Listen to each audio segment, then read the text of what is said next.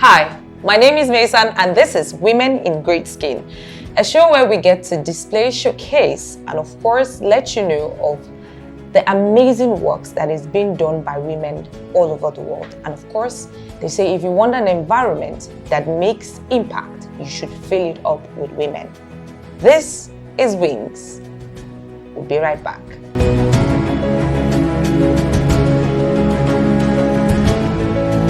Welcome back. This is Women in Great Skin, where we get to showcase the impact women have made all over the world.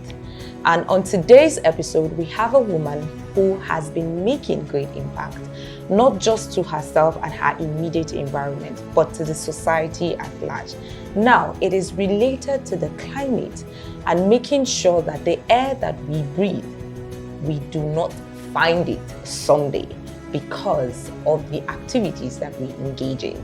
And today, gracing the carpet of Wings, we have got Vera Stevens, the CEO of Verde Limited. Good to have you on the show today, Vera. Thank you, dear. And you look very amazing. You have a great smile. Thank you so much. All right, let's get to meet you. Who is Vera Stevens? Okay, she said my name, so don't need to repeat it. I'm a mother of four, a first degree in chemical engineering. I have a background in manufacturing. I've spent a little bit in almost a lot of industries. I have been to electrical manufacturing, Cometstar. I spent a few years with an architecture, construction and furniture firm.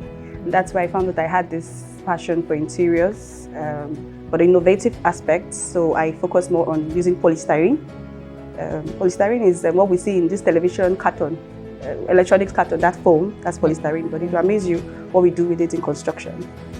Yeah, so that's me, basically. Okay. Yes. So what inspired you to start producing charcoal briquettes from compressed agricultural waste? In 2023, I went into farming and drought happened. I cultivated 120 hectares and experienced droughts. Droughts is when you have a dry spell, no rainfall. Without rain, your crops will die. And so that was what I experienced. And I then sat down after that, like, what happened to me here? And I then realized there was a climate problem, and I already had solutions that I had buried over the years, facing married life and mother and child. And so I decided I wanted to make a difference. First of all, solve my immediate problem, which was climate. And in going into climate, I then began to expound. I figured out that, okay, they were cutting trees, which is why there was no longer, the guy that's supposed to evaporate the water from the ground to the heavens was no longer present, because somebody's solving the food problem, the cooking fuel problem, firewood, charcoal. And it will interest you to know that between 2020 and 2024, every year, 400,000 hectares of forest is being cut down just to meet the demand of firewood, and it's growing. It's growing. We have a lot of exports. You see the way they line up. They live in the country. How much more the ones we eat here in Nigeria? So we are really, it's a problem that we need to solve. And in doing that, I then realized that indoor air pollution was causing a lot of problems. It was leading to a lot of deaths, and that's where I took pollution again as a problem, and then I started solving pollution problem. And so that's me in a nutshell. Okay, so for the benefit of those watching and who do not know what charcoal briquette is, would you enlighten us on what that is? Okay, so for cooking fuel, we hear firewood, we hear charcoal, we have kerosene stove, we have solar stove, we have biogas, biofuel. They also have LPG. Okay, the firewood and charcoal, the charcoal part, it's also briquettes. It's wood briquettes, but it's made from, you cut down the tree, then you put it in the ground, light it up, low, and then it becomes black. But when you then do what we want to do, what we are doing, we take agricultural waste, we have rice husk, we have groundnut shell, we have sugarcane bagasse, and then we put it through a machine that compresses it, and we have a log, and we carbonize it, then we have the charcoal. That's what makes it char. So that's what we call a briquette. So it's basically compressed agricultural waste, or compressed sawdust, or compressed groundnut husk into different shapes. It comes in either cylindrical or pillow shapes. You hear this shisha fuel comes in very small cube circles. You have cube, you have small cube, you have big cube. So there are different molds The mold basically gives you the shape it comes in. But it's a cleaner fuel. We didn't cut down any tree. We basically use waste. We have the ones from coconut shell. We have palm kernel. Some people in Edo State are using palm kernel to make the fuel. We have sawdust. We have a sawdust manufacturer in Lagos. We have rice husk manufacturing of the briquettes we have in Loring. We have Port Harcourt sawdust. We have Ebonyi State. So there are quite a number of people actually in the space as well. So, can you walk us through your production process from sourcing for agricultural waste down to the finished product? We have the rice husk. We have a mill, an existing rice mill. We have rice mill clusters, or we have an industrial miller. So we first of all know exactly what's your capacity for your milling. Most of the small scale millers, they do 2 tons of rice paddy per day. So in a cluster, you have so many of those machines. That's why you call it a cluster. So there are different owners of the machines in one particular location. So they all mill the rice.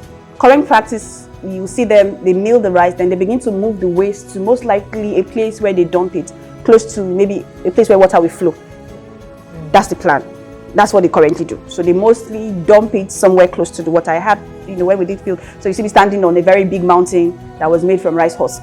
And when the rainfall, like where we have rain now, it now moves all the waste, and then you probably have a clog, like what we currently experience in Mokawe. You now say that there was a flood because you have blocked the waterway. So they are washing away those waste and creating another problem for another person, another family somewhere. So those are, we now go to them and say, okay, we want to use your waste. And then there's an agreed amount of how much the waste is. Like what we have in Bida, we're buying between 300, 400 and 500, 600 naira per bag. And a bag is about from 46 to about 54 kg because they don't scale. They just hit the bag and make a mound. And that's how they sell to us. So when we get to the factory, we have to scale the rice husk, and then we know exactly what the waste is. So that one, we use it we could make it directly into the briquette, or we carbonize it first using a pyrolysis machine, and then using starch and water, we then bind and run it through the mold that then gives you the shape we want to churn out. So those are the process we go through. So how do you ensure quality and consistency of your charcoal briquette? Yes, okay, so like I said, it's an automated machine. It's not manual, it's automated. Strictly there's a mixer, the ratio of water to starch because starch is the binder. So the other type of machine has just arrived, so we haven't installed. That one, the way the rice husk is, we just pour it into the machine directly. It does heat compression because rice already has some lignin. Lignins are like a binder as well, so it naturally comes with it. That's what binds the husk to the rice paddy, to the rice in the shell. So that's that's skin of the rice. It has some lignin inside, which when heat is applied comes out. So that's the process we want to do now. So that prevents us from going through this process of char before briquette. So now we run it through the machine and it comes out already binded.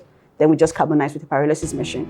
Okay, so how have you overcome the challenges in scaling your business, and how did you overcome them? Okay, so I am just in the process of growth. I have just started.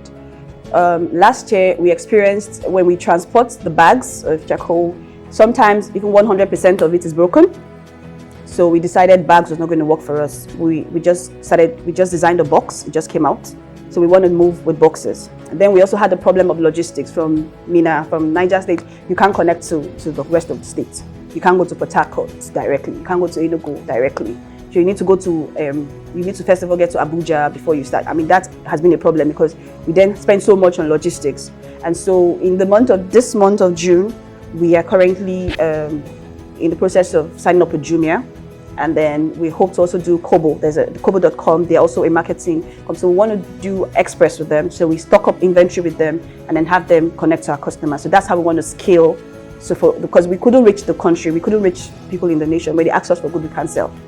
So that's where we're also tackling. And then we have like 0 digital prints. So that's what we want to also tackle this month. So if we're going to have our inventory somewhere, then we also want to tackle it.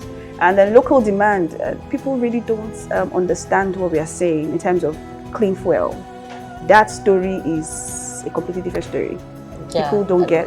That takes us to our next question of what is the current demand of your brisket?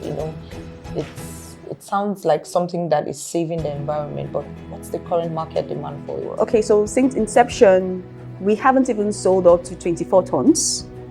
That's a trailer load is about 30 tons. So we haven't even sold up to one trailer, 140-foot trailer. And the reason is because people keep comparing us with firewood and charcoal. And so we want to let people know why we are different. We can't sell at the same price. We're not even the same. 1 kg of our normal firewood and charcoal, when you burn it, the film, it's invisible, you don't see it. The gas that comes out when you burn it has a very high tendency of killing the person silently without the person knowing. 1 kg of firewood and charcoal emits 1.65 to 1.83 kilogram of CO2. CO2 is carbon. It's like when you smoke. When you on your generator or your car, there's this black thing, they call it soot, that remains at the exhaust pipe. So that thing is what we actually inhale to when we on our firewood and charcoal. And people are not really aware of that situation. So we want to let people know now that, okay, when you light your firewood, when you light your charcoal, you're actually inhaling soot. And it's a very silent killer. It's like you're smoking lots of cigarettes without smoking the cigarettes. So that's where we want to tell people now that, okay, the difference between us and what you currently do is that our product emits only 0.02. So for every 1 kg of firewood you have lit, you decide to change to us, you're saving yourself from smoking 1.63 of smoke. Of gas, of soot, of that black thing that you see that is very thick. It's very thick when you touch it. It's actually thick. So we're actually inhaling that. And not just from your burners, but also cars and generators. Now that is where UNICEF has told us the analysis that over 600,000 people die in Nigeria every year from air pollution. And 40% of that numbers is from indoor air pollution. So the numbers are huge, and those are the ones that were recorded. We hear people just say, my head, and the person falls down and dies. She was in the kitchen. She was in the kitchen cooking. But you're not aware she smoked a lot of gases over the years or days, and then suddenly that day she just, the body... And to our climb, it's like you have to provide that 3 square meal on a daily. Sometimes even more than 3, and sometimes you can't count it 3 because sometimes you spend 4 hours in the kitchen, like on a Saturday.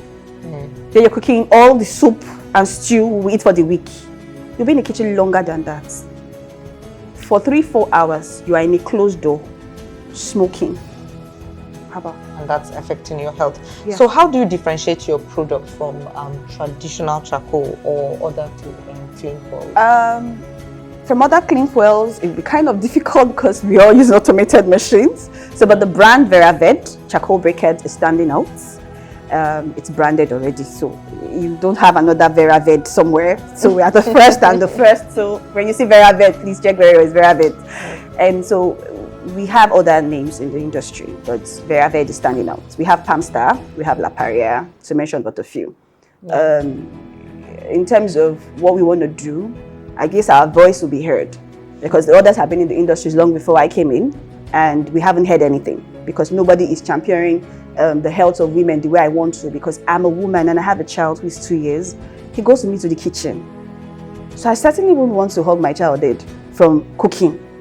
Yesterday I used my fuel to cook rice. I wanted to do my 1st of June, so I was busy cooking. The rice we ate yesterday was me on the fire with the coal pots and cooking. But I cooked mine outdoor because I want the fresh. Rain fell, so there's this cool air, and the smell of the soil. So I was just outside there cooking and praying. So I had my cool time with my, So you experience grilling, and grilling now is becoming a thing because we just like this grilled chicken taste, the flavor. So all these things are we just smoking, and we don't smoke. I haven't smoked before in my life, but I cook. But you're indirectly smoking because of your activities. Do you know that LPG gas, this cylinder we love, because it cooks very fast, right there, the smoke as well is there. There is, if you're using the modern houses, when you have good estate developers, they give you this, they call it a heat extractor above the cooker. Yeah.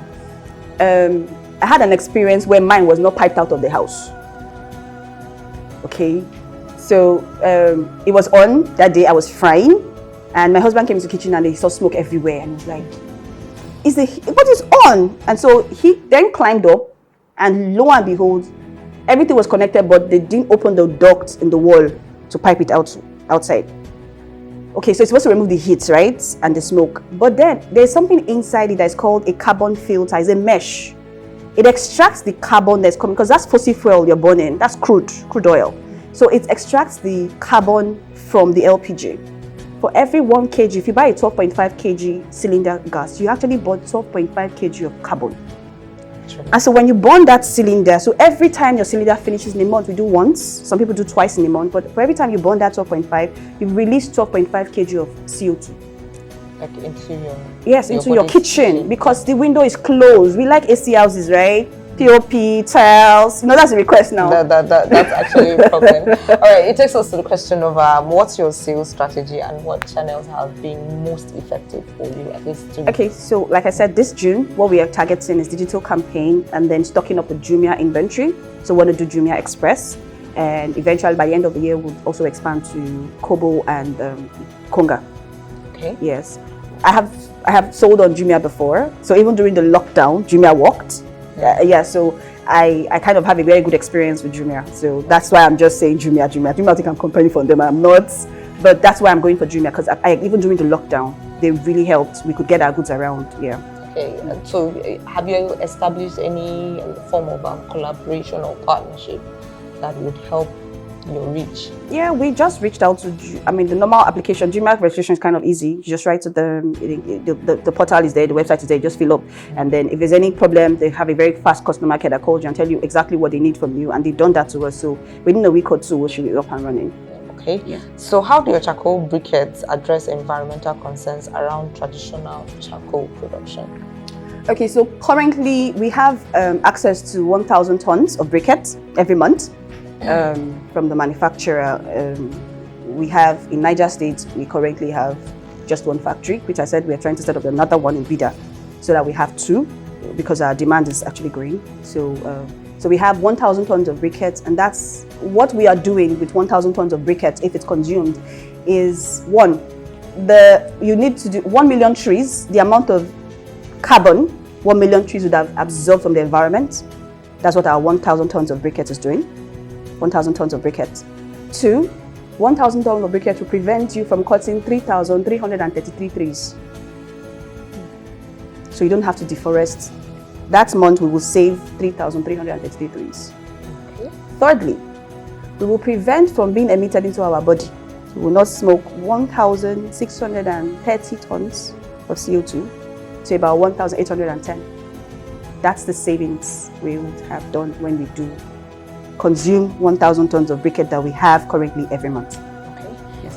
So what measures are you taking to ensure the, of course, safe sourcing of agricultural waste? When it comes to the safe sourcing, like I said, currently they are just dumping it. We did not take it for free. We have a relationship with the millers. We work with NAMDA. That's that NAMDA is in Niger State, the Agricultural Mechanized Development Agency. So they have direct access to the millers. We also have IFAD. We have Acrisel. So these are stakeholders already in the industry. So the millers are very easy to work with, because you're not taking the waste for free. There's an agreed amount, they're going to give it to you, and then you process. So they don't have a need for the waste beyond dumping it in our waterway, which is causing flood. So the relationship is there already. Okay. Yeah. So have you conducted any life cycle assessment or environmental impact studies for your product? That's why you have those figures. The number of trees we're saving, the number of carbon that we're absorbing from the environment, because the trees are not there. But if they were there, this is what they would have done. So our capacity at the moment is 1,000 tons every month. And so that would prevent, like I said, from being emitted 1,000 tons of CO2 to the environment. You have the trees, the trees take carbon from the CO2, carbon monoxide and dioxide from the environment to make food. Okay, so that's what 1 million trees will do in a month, is what our capacity now is doing. And do you know how many hectares that will be? Do the maths. So that's where we are at the moment. So we're actually doing the work of 1 million trees. 1 million trees. Yes, right, and then we're preventing you from cutting 3,333 trees to make firewood or charcoal, because we are filling up that space. Okay, all right. So what technological innovations have enabled you produce high quality charcoal briquettes for agricultural waste? the machines initially were designed by Europeans, but now China has it and it's cheaper. Ooh. Yeah, so Shout out to Chinese. so in 2016, when I first started this project, so my boss inspired me. He came to the office one day because in the furniture you have a lot of waste, and then in construction you have a lot of waste, wood waste. And so he said he saw this documentary where they converted wood into briquettes. The name of the company is RUF, but it's bought over by a German company right now. So they make briquettes, and he just did like this. So I took up that picture and I ran with it. Not because it was my first time, but no, because I already had the data from raw material research on the UNIDO project they did across Nigeria. There was already an existing data of the existing waste we had in 2008. This is 2024. We have more rice mills now than we did in the past. Yeah. In Mokwa, Niger State, we have 500 tons of rice paddy being processed by one company.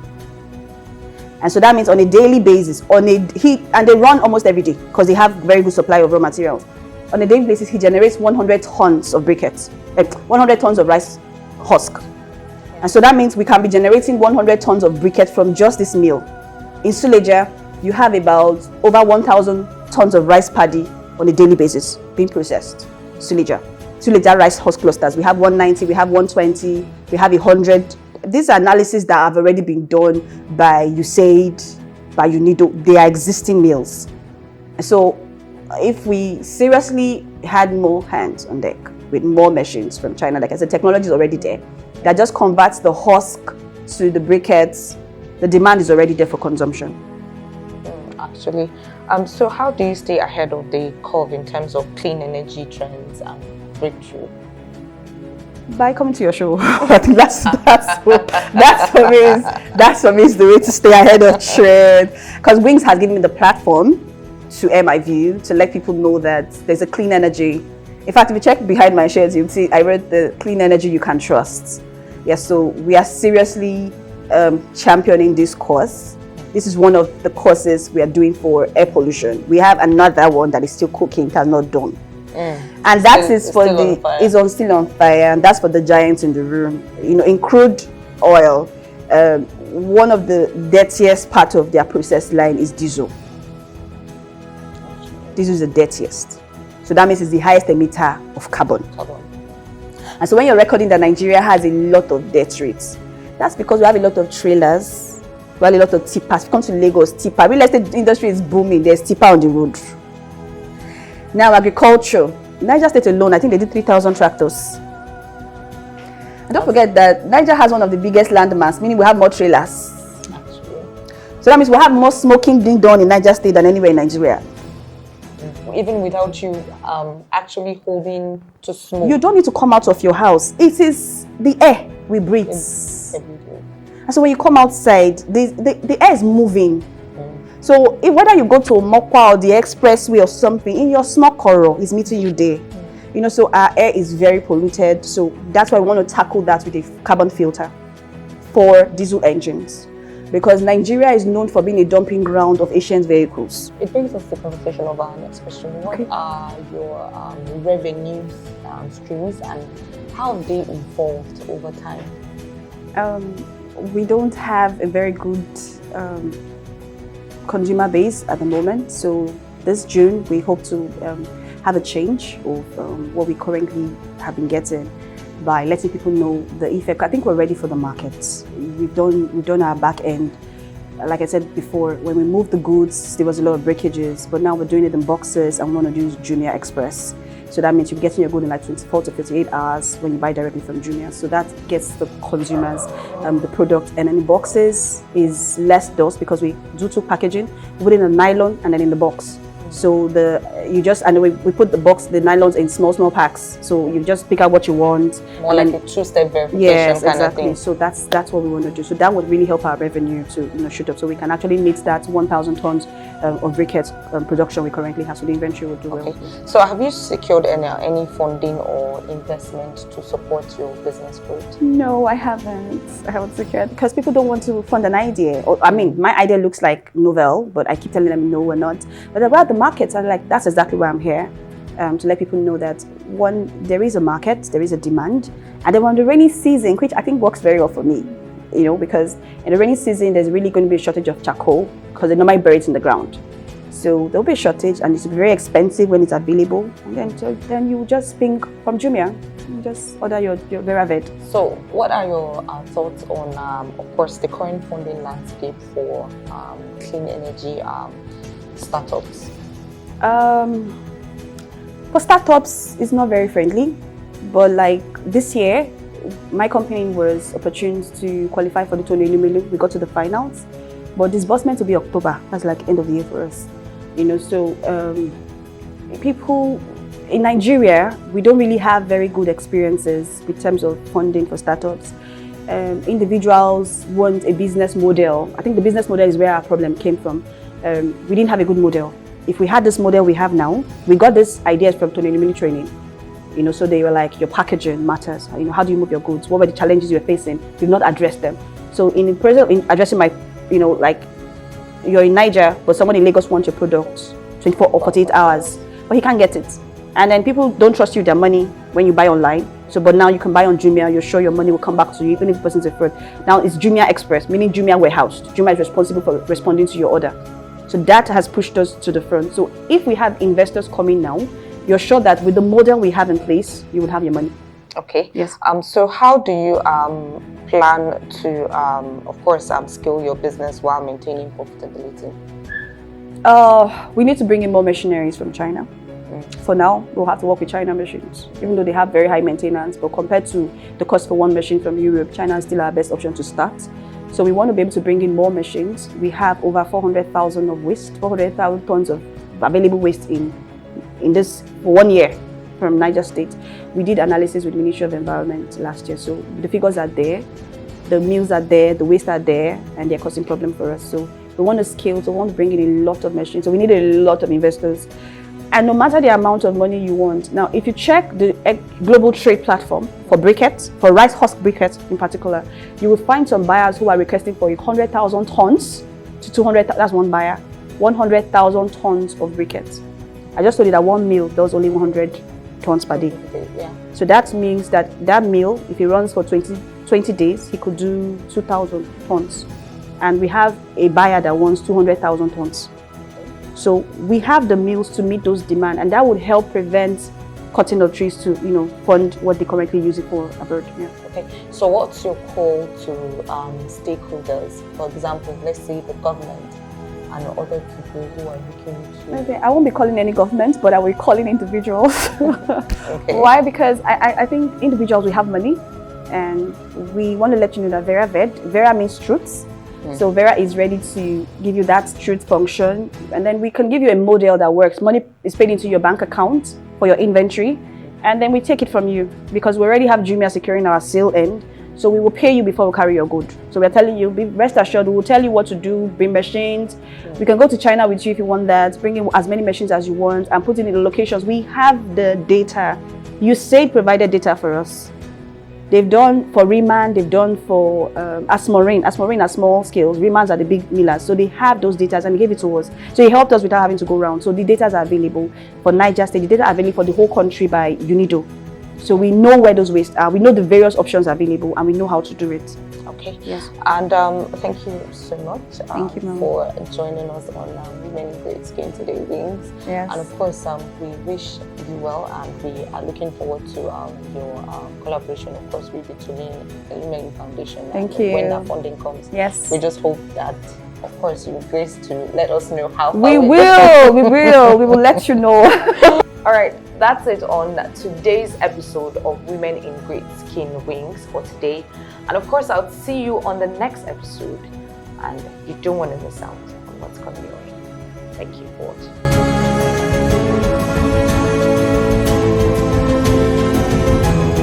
Hello, my name is Vera Chikodinaka Bill Stevens. I'm a mother of 4, a clean energy entrepreneur, and I'm a woman in great skin.